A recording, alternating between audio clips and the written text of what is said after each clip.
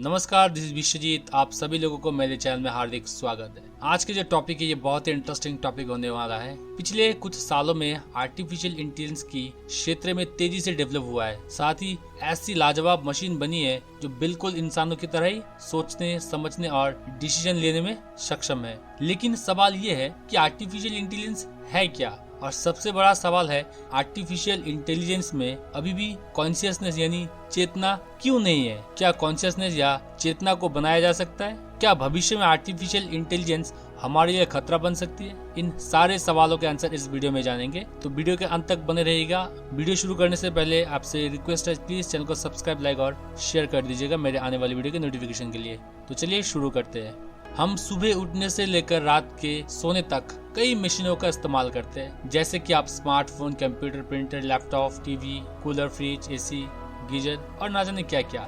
लेकिन ज्यादातर मशीनों की इंसानी मदद की जरूरत पड़ती है, यानी कि उन्हें ऑपरेट करना पड़ता है। इसलिए हमें जरूरत है ऐसी मशीनों की जो बिना इंसान की मदद से काम कर सके। हालांकि इस दिशा में हमने कई ऑटोमेटिक मशीन बनाई है, लेकिन ज्यादातर मशीन सिर्फ ऑन ऑफ तक लिमिटेड है, यानी कि वो उस लेवल तक काम नहीं कर सकती जो उन्हें करना चाहिए। इसके लिए अभी भी इंसानी मदद की जरूरत पड़ती है। ऐसी मशीनों को पूरी तरह ऑटोमेटिक बनाने के लिए आर्टिफिशियल इंटेलिजेंस की जरूरत है।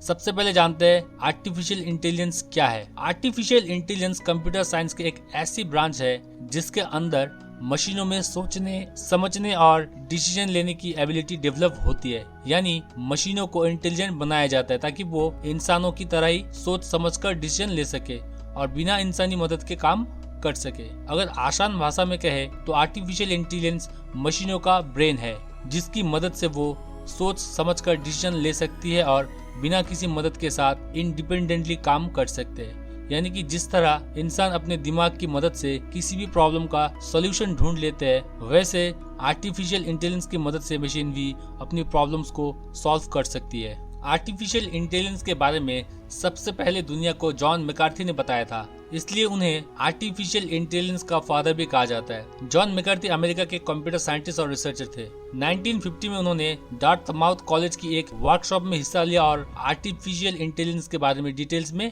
जानकारी दी थी। जॉन मैकार्थी के अनुसार आर्टिफिशियल इंटेलिजेंस एक हाई लेवल कंप्यूटर साइंस है, जिसकी मदद से मशीनों में इंटेलिजेंस डेवलप किया जा सकता है। यानी कि रोबोट और कंप्यूटर प्रोग्राम बनाया जा सकता है जो इंसानी दिमाग की तरह काम करे।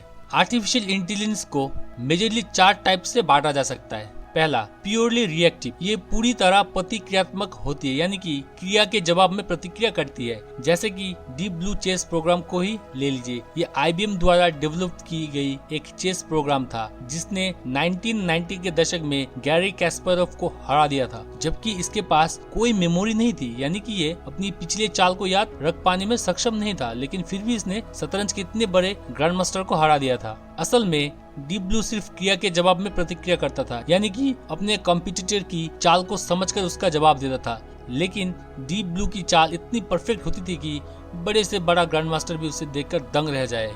ये होती है आर्टिफिशियल इंटेलिजेंस की असली ताकत। Number 2, limited memory artificial intelligence. इस कैटेगरी में ऐसी मशीनों को रखा जाता है जिनके पास थोड़ी बहुत मेमोरी होती है, जैसे कि सेल्फ ड्राइविंग कार्स। ये अपने पुराने एक्सपीरियंसेस को याद रख सकती है और फ्यूचर में उनका इस्तेमाल कर सकती है, जैसे कि इमरजेंसी सिचुएशन में ब्रेक लगाना या फिर भीड़ भाड़ वाले इलाके में संभल कर चलना। हालांकि इस तरह की मशीन्स लंबे समय तक डेटा को स्टोर करके नहीं रखती, क्योंकि मेमोरी कम होती है, इसलिए सिर्फ रिसेंट एक्सपीरियंसेस को ही याद रखती है। लेकिन जरूरत पड़ने पर ये अपने पुराने डेटा को डिलीट कर सकती है और नए डेटा को स्टोर कर सकती है। Number 3, brain theory artificial intelligence. ये फिलहाल एक हाइपोथेटिकल कंसेप्ट है जो इंसानी दिमाग के सिद्धांत पर बेस्ड है। इसमें इंफॉर्मेशन को समझने और प्रोसेस करने के लिए उन लॉजिक का इस्तेमाल किया जाता है जो इंसानी दिमाग इस्तेमाल करता है। यानी कि ये इंसानी दिमाग की तरह सोचने, समझने और इंफॉर्मेशन को प्रोसेस करने में सक्षम है। लेकिन अभी तक ऐसी कोई मशीन नहीं बनी है जो इस सिद्धांत पर काम करती हो। असल में ब्रेन थ्योरी आर्टिफिशियल इंटेलिजेंस सिर्फ एक कंसेप्ट है, अभी इस पर काम होना बाकी है। हालांकि इसमें कुछ हद तक सफलता जरूर मिली है, लेकिन पूरी तरह मानव मस्तिष्क की कॉपी बना पाना इतना आसान नहीं है। ये बहुत ही जटिल काम है। Number 4, self conscious artificial intelligence. Self conscious artificial intelligence में ऐसी मशीनें आती है जो न सिर्फ इंसानों की तरह सोच सकती है बल्कि सुख, दुख, खुशी, गम इसको भी बखूबी महसूस कर सकती है। यानी कि इंसानों की तरह दूसरे की मन स्थिति को समझ सकती है और ये पता कर सकती है कि सामने वाला इंसान क्या सोच रहा है। हालांकि अभी तक ऐसी कोई मशीन नहीं बनी है जिसके पास खुद की कॉन्शियसनेस हो, लेकिन इस दिशा में बरसों से काम हो रहा है और ऐसी मशीन बनाने की कोशिश चल रही है जो सेल्फ कॉन्शियस हो, लेकिन अभी इसमें कोई सफलता नहीं मिली। अगर ऐसी मशीन बन गई तो हम जीवन का रहस्य सुलझाने में कामयाब हो सकते हैं। इलोन मस्क और स्टीफन हॉकिंग्स ने आर्टिफिशियल इंटेलिजेंस के बारे में अपना कंसर्न जाहिर की थी, जिसमें उन्होंने कहा था कि आर्टिफिशियल इंटेलिजेंस भविष्य में हम इंसानों के लिए खतरा बन सकता है। जैसे आप लोगों ने रोबोट मूवी में देखा होगा, आप सोच रहे होंगे रोबोट मूवी में एक चिप लगाया था जिसके लिए वो रोबोट हम इंसानों के लिए खतरा बन गया था, लेकिन हम लोग वास्तव में ऐसा कुछ करने वाले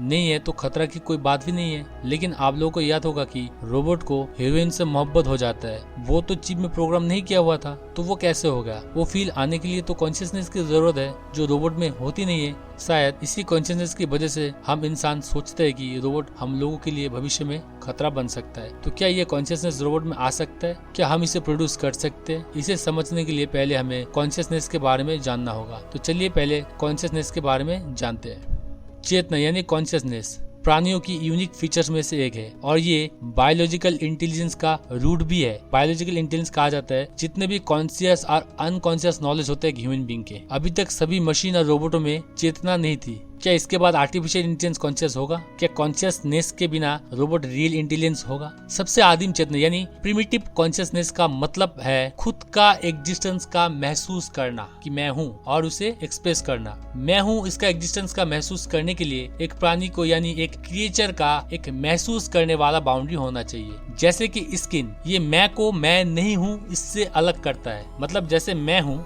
मैं आप नहीं हूँ, ये समझने के लिए मुझे मदद करती है। रोबोट्स के अंदर सेल्फ अवेयरनेस होने के लिए स्किन की तरह एक सेंसरी मेम्ब्रेन होना जरूरी है, जैसे हम इंसानों के पास है। आज इंटेलिजेंट टूल्स के रूप में आर्टिफिशियल इंटेलिजेंस सिस्टम को ह्यूमन इंटेलिजेंस का एक्सटर्नल एक्सटेंशन के हिसाब से देखा जाना चाहिए, क्योंकि आर्टिफिशियल इंटेलिजेंस अनकॉन्शियस है। आर्टिफिशियल इंटेलिजेंस हमें दिखाता है कि इंटेलिजेंस कॉन्शियसनेस के बिना कैसे एग्जिस्ट कर सकता है। 1956 में डार्टमाउथ सम्मेलन के बाद से आर्टिफिशियल इंटेलिजेंस की कंसेप्ट को 6 दशकों से अधिक समय बीत चुका है। एक सवाल बार बार उठाया गया है, क्या मशीन सोच सकती है? स्मार्ट आंसर में से एक रिथोरिकल क्वेश्चन ये है, क्या पनडुब्बी तैर सकती है? तो पहले हम इसको समझ लेते हैं कि ये रिथोरिकल क्वेश्चन क्या है। इसका मतलब है एक क्वेश्चन जो कि पूछा जाता है पॉइंट बनाने के लिए, ना कि उसका आंसर पाने के लिए। एक एग्जांपल से समझते हैं। सपोज कभी आप लेट हो गए हैं किसी पार्टी में, फिर आपको किसी ने पूछा कि what time do you call this. इसका मतलब ये नहीं कि वो आंसर मांग रहा है, वो आपको ये पॉइंट आउट कर रहा है कि आप अनएक्सेप्टेबल टाइम में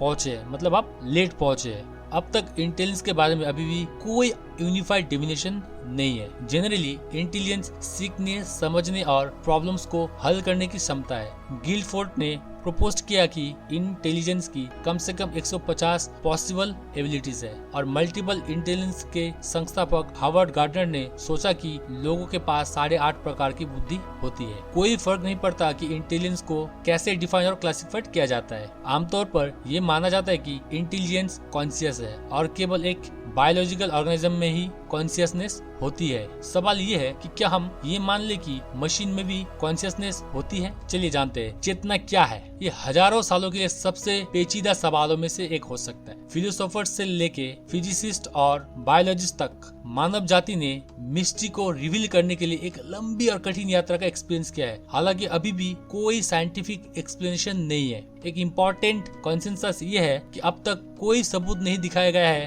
कि इंसान बायोलॉजिकल तरीकों के बिना आर्टिफिशियल रूप से जीवन बना सकता है। इसी तरह लोगों ने अभी तक आर्टिफिशियल रूप से कॉन्शियसनेस पैदा नहीं की है। अब तक क्लियर रूप से जितने भी मशीन और रोबोट आर्टिफिशियल रूप से बने हैं वो लाइफ नहीं है, यानी वो जीवन नहीं है, वो सभी अनकॉन्शियस है। फिर क्या आर्टिफिशियल इंटेलिजेंस अंततः कॉन्शियस होगी? इस सवाल का आंसर पाने के लिए हमें पहले जीवित प्राणियों की कॉन्शियसनेस के बारे में बात करनी होगी। इंसानों के लिए हम जानते हैं कि हम कॉन्शियस है क्योंकि हम इन्वायरमेंट के साथ साथ खुद के बारे में भी जानते हैं। ये सब्जेक्टिव सेल्फ अवेयरनेस कॉन्शियसनेस के एग्जिस्टेंस को प्रदर्शित करता है। जैसे कि famous ancient Chinese thinker and philosopher लाओ त्जू ने एक बार कहा था, एक व्यक्ति जो दूसरे को जानता है वो बुद्धिमान है, लेकिन एक व्यक्ति जो खुद को जानता है वो ज्ञानी है। ये कहावत मानव अनुभूति में, मतलब हम इंसानों की जो हम लोग जो फील करते हैं उसके लिए सेल्फ अवेयरनेस और सेल्फ इंट्रोस्पेक्शन की जो इम्पोर्टेंट रोल है उसका डिस्क्राइब करता है। ऑल्दो हम कॉन्शियसनेस की एप्रिसिएशन करते हैं, मतलब हम लोग इसे एप्रिशिएट करते हैं, इसका मतलब ये नहीं है कि हम जानते हैं कि ये कैसे प्रोड्यूस होती है। कोई डाउट नहीं है कि कॉन्शियसनेस ह्यूमन ब्रेन स्ट्रक्चर के एक्टिविटी से रिलेटेड है, लेकिन ये इंसानी दिमाग में कैसे प्रोड्यूस होता है और ये कैसे डेवलप होता है ये अभी तक क्लियर नहीं है। हालांकि ये डिस्क्रिप्शन कॉन्शियसनेस को समझने के लिए इम्पोर्टेंट है, फिर भी हम उनके बिना कुछ बेसिक और देखी गई घटनाओं से कॉन्शियसनेस पर चर्चा कर सकते हैं। चेतना मानसिक गतिविधि है जिसे महसूस नहीं किया जा सकता है। अगर ब्रॉडर व्यू से देखें, कॉन्शियसनेस अपने खुद के एग्जिस्टेंस के बारे में जागरूकता है, जिसमें किसी के कार्यों के बारे में जागरूकता और कार्य क्यों किए जाते हैं शामिल है। इनमें से सेल्फ अवेयरनेस सबसे ज्यादा इम्पोर्टेंट है, यानी अनिवार्य आवश्यकता, इसे चाहिए ही चाहिए। लेकिन खुद के एग्जिस्टेंस को जानने के लिए हमें सबसे पहले खुद को समझने में सक्षम होना चाहिए। केवल बोध से ही हमें मैं की जो अवधारणा है वो हो सकती है और स्पष्ट रूप से पता चल सकता है कि हमारे बॉडी का कौन सा अंग है। तब हम बॉडी द्वारा किए जाने वाले क्रियाओं से इन्फॉर्म हो सकते हैं, मतलब अवगत हो सकते हैं और समझ सकते हैं कि क्रियाएं क्यों की जाती है। जब एक बच्चा रो रहा होता है तो हो सकता है कि अगर बच्चा इसके कारण जानता हो तो दूसरे उसे समझने में सक्षम ना हो। हालांकि बच्चा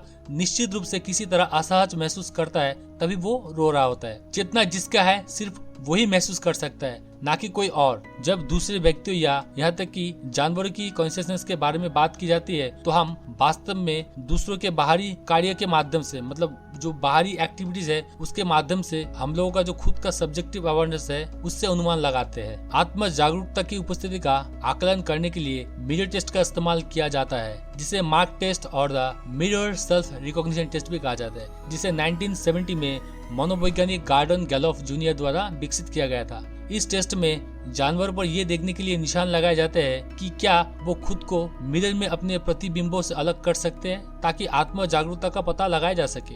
यदि हम किसी जानवर का मिरर परीक्षण करें तो ये मैं और मैं नहीं हूँ इसके बीच का अंतर कर सकता है, तो हमें लगता है कि ये जानवर कॉन्शियस है। क्लियर रूप से यदि हम एक पौधे को मिरर टेस्ट के लिए ले गए तो निश्चित रूप से ये एक्सप्रेस नहीं कर सकता कि कौन सा मैं हूँ और कौन सा मैं नहीं हूँ। इस घटना से ही हमें लगता है कि पौधे अनकॉन्शियस है, लेकिन हम निश्चित नहीं हो सकते क्योंकि हम वो नहीं है, मतलब हम पौधे नहीं है और आत्म जागरूकता केवल स्वयं के द्वारा ही महसूस की जा सकती है। इस प्रकार कुछ वैज्ञानिक सोचते हैं कि पौधे में कमजोर चेतना होती है। प्रिमिटिव सेल्फ परसेप्शन, जो कि एक लो कॉन्शियसनेस है, केवल खुद ही इसके अस्तित्व का अनुभव कर सकता है। मैं हूँ इसका एग्जिस्टेंस को समझने के लिए हमें पहले मैं और मैं नहीं हूँ इसके बीच अंतर करने में सक्षम होना चाहिए। इसे महसूस करने के लिए मैं की एक बोधगम्य बाउंड्री की आवश्यकता है। इंसानों के लिए ये बाउंड्री स्किन है। इस तरह की सीमा न केवल एक व्यक्ति को एक